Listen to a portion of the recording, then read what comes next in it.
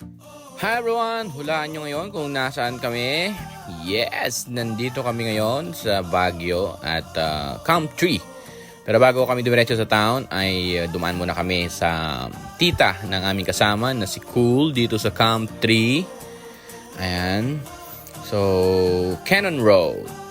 And of course, may dala na rin kaming breakfast. So, ambag-ambag kami dyan kung ano yung pwede mong dalhin. At may ambag sa ating hapagkainan ay welcome na welcome. At ilang family din kami kasama ng aking mga kumpare at kaibigan for my long-term friends. At syempre with the kids. Ayan. So, it's a family trip and family bonding na rin ito sa amin ngayong Sunday.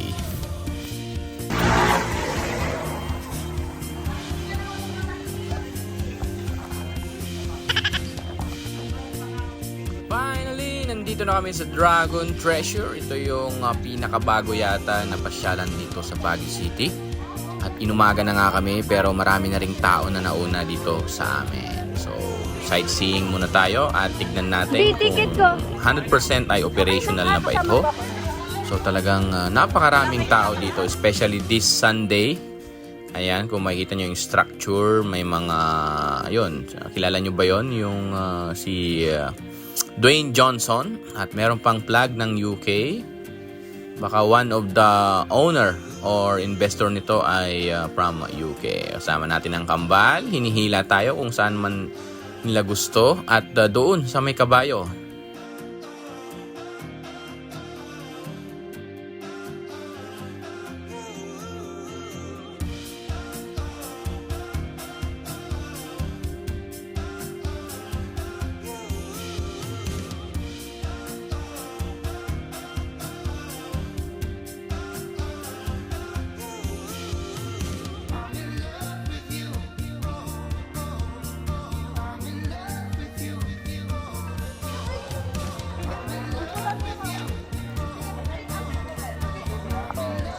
Sa kabayo?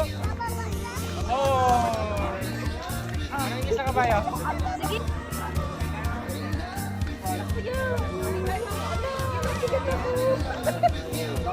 Ayan yung sombrero. Thank you boy, thank you. Gawa ka lang.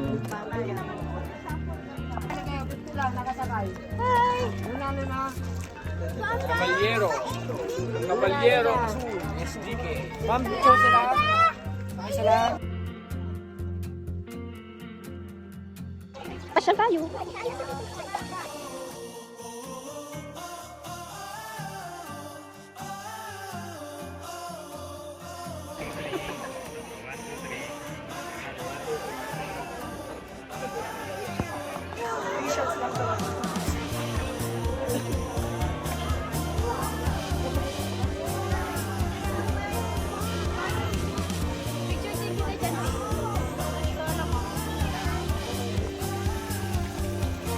Let's go, let's go.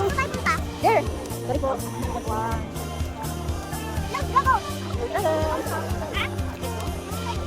Taas.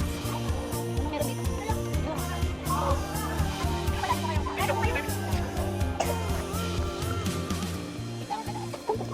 Yan na yun, yung dragon. Dali, dali, may dadaan. Sorry po. Ito, ito, ito.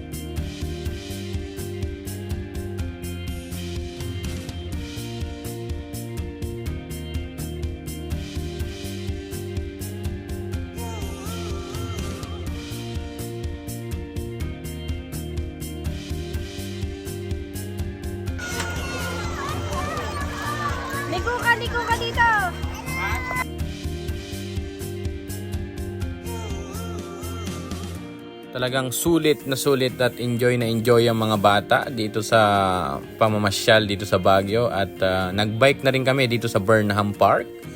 And of course, nire-renovate pa yung pinaka-water dun sa gitna ng Burnham Park. So, babalik na lang tayo siguro by February or sa Panagbenga. So, yan. Sulit na sulit ang araw na ito.